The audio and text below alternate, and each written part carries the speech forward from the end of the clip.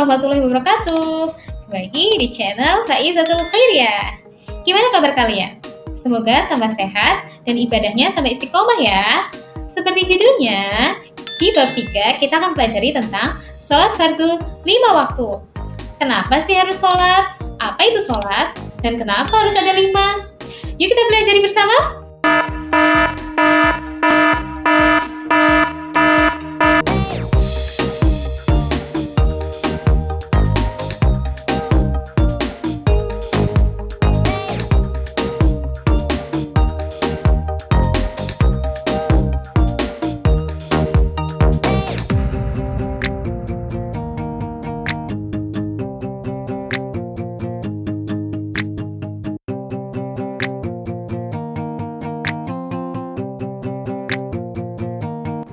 Sholat fardu 5 waktu.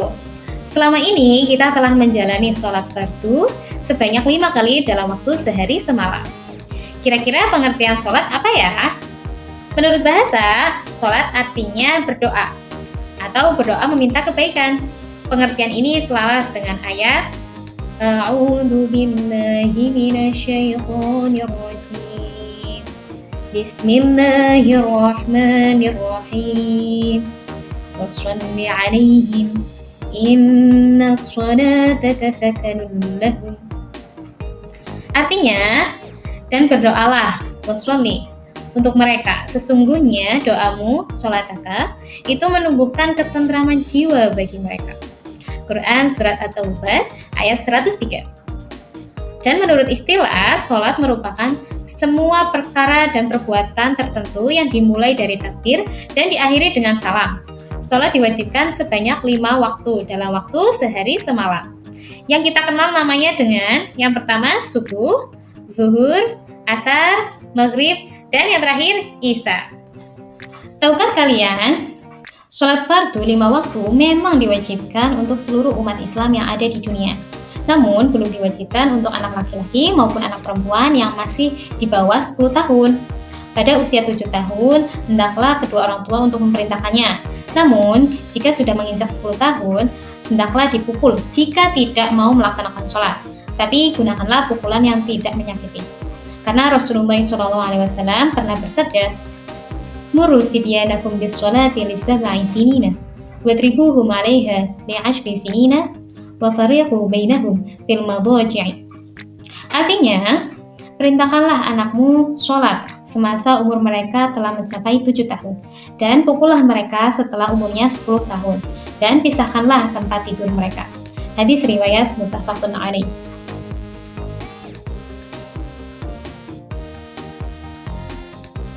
Dasar hukum perintah sholat fardu. Sholat fardu merupakan rukun Islam yang kedua setelah membaca 2 kalimat syahadat, dan sebagai penanda juga sebagai kamu orang muslim atau orang kafir. Karena Allah Subhanahu wa taala pernah berfirman, A'udzu billahi minasyaitonir rajim. Bismillahirrahmanirrahim. Wa ma umiru illa liya'budullaha mukhlishina lahud-din hunafa wa yuqimus sholata wa yu'tuz zakata wa dzalika dinul qayyimah. Artinya, padahal mereka hanya diperintahkan menyembah Allah dengan ikhlas menaatinya semata-mata karena menjalankan agama, dan juga agar melaksanakan sholat dan menunaikan zakat, dan yang demikian itulah agama yang lurus. Quran Surat Al-Bayyinah ayat 5. Dan dalam firman lain, Allah Subhanahu wa taala juga berfirman, Bismillahirrahmanirrahim. Fa'aqimus sholata wa atuz zakata wa'tasimu billah wa maulakum fa ni'mal maula wa ni'man nasir. Artinya, maka laksanakanlah sholat dan tunaikanlah zakat dan berpegang teguhlah kepada agama Allah. Dialah pelindungmu, dia sebaik-baik pelindung dan sebaik-baik penolong. Quran Surat Al-Hajj ayat 78. Firman Allah yang ketiga, Bismillahirrahmanirrahim. Inna sholata kanat 'alal mu'minina kitaban mawquta. Artinya, sesungguhnya sholat bagi orang-orang mukmin adalah kewajiban yang sudah ditentukan waktunya Quran Surat An-Nas ayat 103. Dan Rasulullah SAW juga bersabda, Buniyal Islamu ala khamsi syahadati an la ilaha illallah wa anna Muhammadar Rasulullah wa iqamis salat wa ita'iz zakat wal hajj was shaumi Ramadan. Artinya, Islam ditegakkan di atas 5 perkara, yaitu bersaksi bahwa tidak ada Tuhan selain Allah dan bahwa Rasulullah SAW adalah utusan Allah, mendirikan sholat, mengeluarkan zakat, dan menunaikan ibadah haji, dan berpuasa di bulan Ramadan. Hadis riwayat muttafaqun alaih. Dasar hukum dari perintah sholat fardu 5 waktu dalam sehari semalam juga pernah disabdakan oleh Nabi SAW dalam hadis riwayat Al-A'rabi yang berbunyi, Khamsun shalawatin fil yaumi wa lailatin. Faqala Al-A'rabi, hal alayya ghairuha? Qala, la, ila anta tawwa'an. Artinya, 5 waktu sholat dalam sehari semalam. Kemudian Al-A'rabi itu bertanya, apakah saya mempunyai kewajiban sholat yang lain? Rasulullah SAW menjawab, tidak, kecuali sholat sunnah, jika engkau menghendaki melakukannya. Hadis riwayat muttafaqun alaih. Kemudian 5 waktu juga diperkuat pada sabda Nabi SAW kepada Mu'adz ketika diutus ke Yaman, yang berbunyi, Fa'alimhum annallaha qad iftarada alaihim khamsan salawatin fi kulli yaumin wa lailatin. Artinya, beritahulah kepada mereka bahwa Allah Subhanahu wa taala telah mewajibkan kepada mereka sholat 5 waktu dalam sehari semalam. Hadis riwayat muttafaqun alaih dari Ibnu Abbas.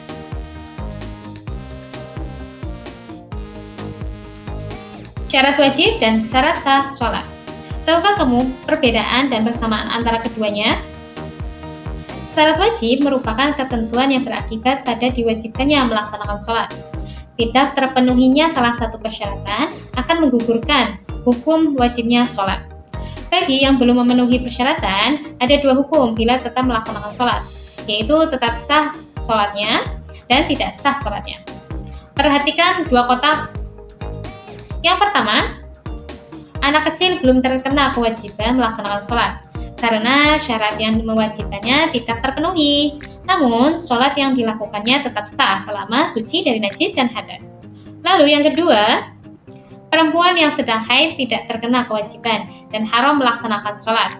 Jika tetap melaksanakan sholat, maka sholatnya tidak sah. Syarat wajib sholat. Syarat wajib sholat ada 3. Yang pertama, beragama Islam bagi laki-laki maupun perempuan. Yang kedua, telah memasuki akil baligh. Namun, bagi anak-anak yang melaksanakannya, tetap sah sholatnya selama sudah mumayyiz atau mampu membedakan. Lalu yang ketiga, tidak hilang akalnya karena gila, pingsan, terkena obat bius, atau mengkonsumsi sesuatu yang memabukkan. Akibat hukumnya. Yang pertama, orang gila. Tidak terkena dosa jika meninggalkan sholat. Tetapi jika sembuh disunahkan mengqadha atau mengganti sholat-sholat yang ditinggalkan. Untuk orang pingsan, tidak terkena dosa jika meninggalkan sholat. Tetapi jika siuman disunahkan mengqadha atau mengganti sholat-sholat yang ditinggalkan.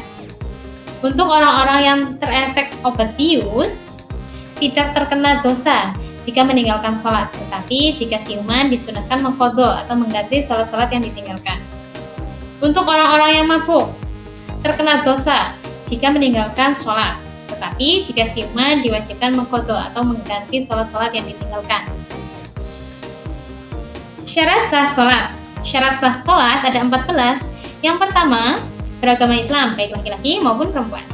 Yang kedua, mumayyiz, dapat membedakan sesuatu yang kotor ataupun bersih, yang baik maupun buruk, dan yang menguntungkan maupun merugikan, dan seterusnya. Lalu, tidak hilang akalnya. Yang keempat, masuk waktu sholat. Lalu, suci dari hadas kecil dan besar. Yang keenam, suci dari najis baik mukhaffaf, mutawassithah maupun mughalladhah. Yang ketujuh, menutup aurat. Yang kedelapan, menghadap ke arah kiblat. Dan yang 9, berniat. Yang ke-10, tertib sewaktu menunaikan sholat. Lalu yang 11, muwalah, tidak terputus-putus dalam melaksanakan setiap rukun sholat.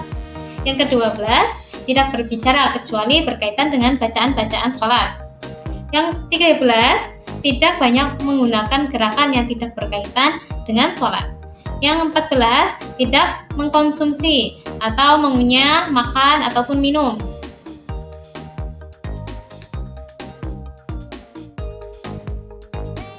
Banyak sekali perkara-perkara yang bisa membatalkan sholat.